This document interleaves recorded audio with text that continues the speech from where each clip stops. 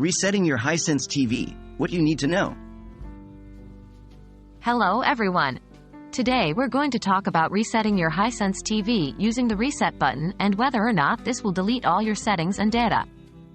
It's essential to know what to expect before making any significant changes to your device. What does the reset button do? When you press the reset button on your Hisense TV, it initiates a factory reset. A factory reset is designed to bring your TV back to its original settings. This means it will wipe out any customized settings, app installations, login credentials, and other personal data that you've set or stored on the TV. Will my personal data and settings be lost? In short, yes. As mentioned, a factory reset will erase all personalized settings and data. This includes Wi-Fi and network configurations, customized picture and sound settings, downloaded apps and their respective login credentials, browsing history. If your TV has a web browser, if there are essential settings or data, it's advised to take note of them or backup if possible before initiating the reset.